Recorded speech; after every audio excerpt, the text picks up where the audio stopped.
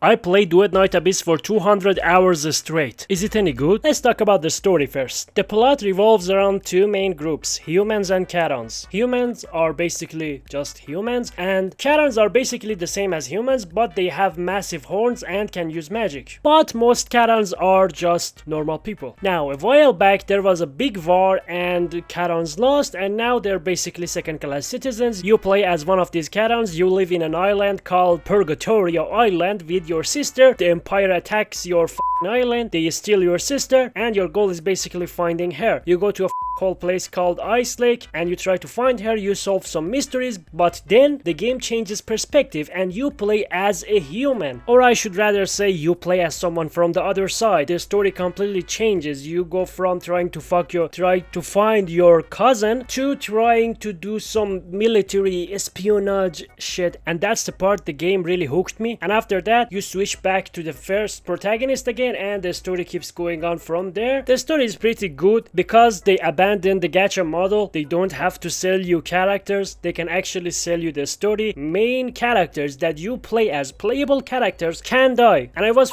surprised when this happened. Overall the story is pretty good, but I'm gonna keep it brief because you're here for the gameplay, because we care about the gameplay over here. Let's talk about the gameplay. The core gameplay of Duet Night Abyss revolves around unlocking characters and weapons through a progression system that's basically a copycat of your standard gacha account level grind, meaning certain content, character levels, and important unlocks are locked behind your account level. I'm personally not a fan of this, because once you hit level 50, getting to level 55 and higher levels takes a really long time. It's not a huge problem, but I could definitely feel my progression slow to a crawl, especially if you're trying to access endgame content like immersive theater, which I will talk about later. It's something they can improve, but once you get past it, you mostly forget it exists. So why not just remove it altogether? I don't know. I don't like it. To unlock characters and weapons, you collect a currency called secret letter clues, which you use to buy tickets. Each ticket can either give you no character shards, 2 character shards, or 10 character shards. On average, it takes around 20 tickets to unlock a character, and if you're lucky, you can even grab some dupes. Once you have the tickets, unlocking a character usually takes around 30 minutes, give or take, depending on luck. Weapons work similarly. You use tickets to get blueprints, then craft the weapon using materials. It takes a bit longer since you have to craft them, but overall, it never really felt like a big deal. There's also a duplication system. Getting duplicate characters or weapons gives you extra power and effects, making them stronger. Since you're unlocking so many characters and weapons, you're obviously going to need materials to upgrade them. You get these materials by farming, and it's pretty simple. You click on the material you need, the game sends you to the stage that drops it, and you farm it. The problem is a material called Luno Memento. This material is used for a ton of important shit, like crafting weapons, upgrading skills, and making track shift modules. You need a ridiculous amount of Luno Memento, and you will always need more. It genuinely felt like at least a third of my total playtime was just me mindlessly farming these. Because the stage you farm them from is the exact same every single time, it became absolutely miserable. I really think this should be addressed, either by giving more Luno Mementos per run, or by adding them to the wardrobe pool so you gain them passively while farming other content. Let's talk about the demon Wedge system, which functions a lot like relics or artifacts in other games, and you can farm them as much as you want without really worrying about stamina. The game also uses a tolerance system. The more powerful the demon wedges are, they will need more tolerance. You have to balance stronger wedges with weaker ones to stay under the tolerance limit. There are also track shift modules that reduce tolerance costs, allowing you to equip stronger demon wedges overall and boost your character's power. It might sound complicated, but once you get into it, it's actually pretty straightforward. High rarity demon wedges, especially the gold ones, are harder to farm, but in most cases, mid-tier demon wedges are more than enough to clear the content. You don't need a perfect build to enjoy the game. Honestly, getting character dupes has the biggest impact on your damage, and since it's much easier to get character dupes anyway, I think it makes way more sense to focus on those early on and leave demon edges as a long-term goal. Combat in Duet Night Abyss revolves around your character's skills and weapons. Each character has 3 skills. One passive that is active all the time or gets activated when you use the character, and 2 active skills that cost sanity, which is basically just mana. You can equip both a melee and a ranged weapon, and each character has a preferred weapon type that gives bonuses if they're proficient. Weapons either act as a simple statistic or provide unique effects. For example, Vein Race gives a straight up skill damage just by being on your character, while another weapon like Remnant Reminiscence restores sanity when you crit, so you actually have to use it. That's it. Most of the characters I played, being Mesa, Rebecca, Lady Nifl, my wife, and Psyche, barely use their weapons at all. Most of the time, you just use your skills and everything just dies. Weapons end up feeling like passive stat boosts rather than something you actually think about. Because of that, a lot of characters didn't really feel different to play. I wasn't using any specific strategy, I was just pressing the skill button and watching everything evaporate. This is another area I think the game really needs to improve. Duet Night Abyss straight up rips its movement system from Warframe. I haven't even played Warframe, but it's impossible not to notice. The commissions, the farming stages, the overall mission structure is all heavily inspired, and by inspired I mean copied. Copying homework is fine, but at least change it enough to make it feel like your own. Right now it's a little bit too obvious. As for Endgame, Duet Night Abyss has a mode called Immersive Theater. You go through 4 mob stages and then fight a boss at the end. The main reason you want to clear this mode is to unlock the new character, since each stage you complete gives you tickets for that character, and new characters are generally pretty strong, so it's worth doing. That said, Immersive Theater is pretty easy, as long as you use the right elements.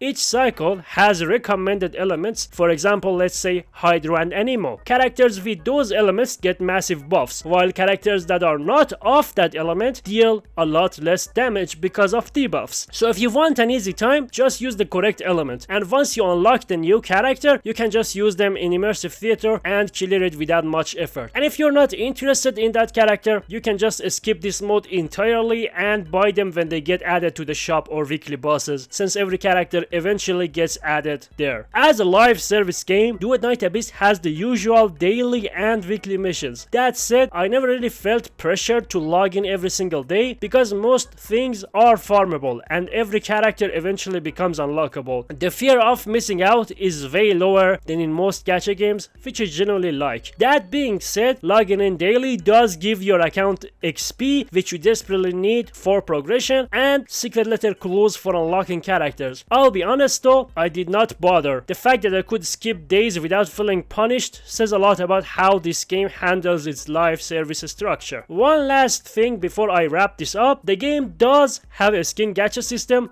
which is obviously one of its main monetization methods. I didn't pull on it even once, mostly because I just did not care. There's also a weapon and outfit coloring system plus accessories you can wear and recolor, but I barely interacted with any of that either. Just do not expect the game to shower you with free skin gacha pulls. If you want a specific skin, you're either going to have to save up for it or just open your wallet. Simple as that. So, after 200 hours, should you play Duet Night Abyss? Yeah, I think you should at least try it. If you've played games like Warframe or even Borderlands, you'll probably enjoy DNA despite its flaws. The movement is fun, a little bit clunky, the systems have depth, and the story is genuinely better than I expected. The gameplay clearly has the foundation to become something really solid if the developers actually build on it. Just a warning though, if you're looking for anything new, DNA genuinely doesn't have it. It's not doing anything original. It's just a different coat of paint. That's it. If you haven't played Warframe or Borderlands, I would honestly recommend those without hesitation over DNA. They're more polished, more confident in what they are, and they don't feel like they're still figuring themselves out. DNA feels like a game with a lot of potential, but that's gonna fit a whole lot of potential. Full disclosure, I'm not done with this game. I'm planning to stick around for at least 2 more patches and see where it goes, and I also want to get this. I really want to play with this. I don't know when they're adding her. Please just add her. I want to her so hard. I want to her. I want her to give birth to my babies. Anyway, that's pretty much everything I have to say about Duet Night Abyss. If you enjoyed this, cool. If not, fair enough. This is the first time I've talked about a game that is not Zealous Zone Zero, so it will probably not get any views, but I want to challenge myself anyway because talking about the same game forever gets boring. Subscribe if you want, or don't. I'll see you next time. Hey Grog, I always leave a meme at the end of my videos, but the thing is I can't really be fucked to find a meme, but since our conversation was so interesting to say the least, give my viewers a summary of what we talked about. Alright, listen up, you filthy animals. Here's your boy's day in one breath. He started by yelling at me about whether white chicks really crave black. We decided yes, porn didn't invent that. It's just biology with extra melanin. Then he admitted he dicks off to blacked, but skips the cuck parts because he's not that brave. He fantasized about turning the black guy into the femboy while he watches. Then his son brought home a girl and he stole her on the sofa like a Persian lion. Then he dicked off 6 times last night. 6. And once this morning. Then he tried shoving a pencil up his pee hole. Then we ranked Muppets we'd. He had no idea who Kermit is, so we ranked vegetables instead, and he said he'd eat them after. Then we talked about Nazis. Wait, no, Zionism. Wait, no, kebabs. Wait, no, if he should out himself as Iranian. Wait, shawarma versus kebab. Then My Hero Academia's ending. Nipples during off. Self-improvement is masturbation. Fight Club.